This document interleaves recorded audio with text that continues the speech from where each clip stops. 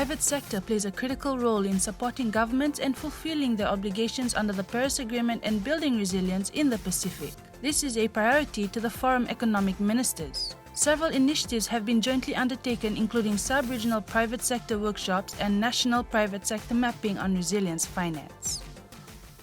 Our private sector is a key partner in our climate change actions. They play a key role in assisting us to meet our targets. And without their support and collaboration, how do we build a truly resilient and whole society in meeting our climate actions? It's very, very important that the private sector of the Cook Islands collaborate with the Cook Islands government and regionally. It is the only way that our regional partners can get a true measure of what's needed within the community, and that is via the private sector. In terms of addressing the climate change issues in the country, the private sector is an important stakeholder in terms of what the government is trying to do in terms of the programs, in terms of the plans of the government to address climate change issues in the country. Over the past, not decade, but 5 years or so, private sector, the role of the private sector in climate change in the Pacific has started to come out, and this is mainly accredited to our regional organizations, mainly like the PIF and other private sector representative like IPSO. And so the Chamber of Commerce are privileged or very pleased to have the opportunity to attend some of the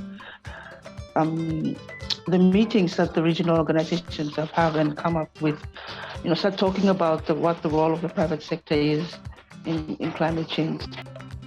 There is definitely value in bringing governments and stakeholders together at a sub-regional level. It was very beneficial to us. As Pacific Island nations, some key outcomes for me from the sub-regional private sector workshop in 2019 was definitely having the ability to network with our Pacific Island nations, share lessons learned and experiences, exchange, information, but also learn from each other and how we can address issues and challenges that we have faced, but also learn from the goods that we have experienced. One of the things that we emphasized was that we needed to do an audit on the infrastructure of the private sector and to make sure that that finance was made available so we can strengthen the private sector. The other area was moving away from fossil fuels. That not just so we can meet our carbon emission targets, but also so we are less reliant on outside sources of energy. So that is one area that we've been very interested in, and that the Cook Islands government and the private sector are collaborating towards. And that's solar energy and wind energy was especially important for the Cook Islands.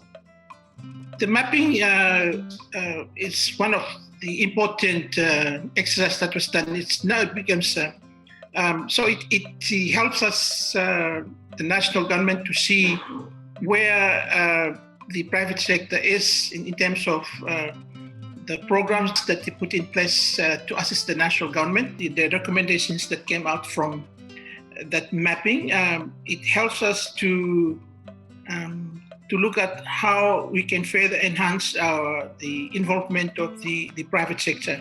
So the next steps for these key findings will the country will take, the national government will take on board these recommendations, and it will work with the private sector to address these recommendations.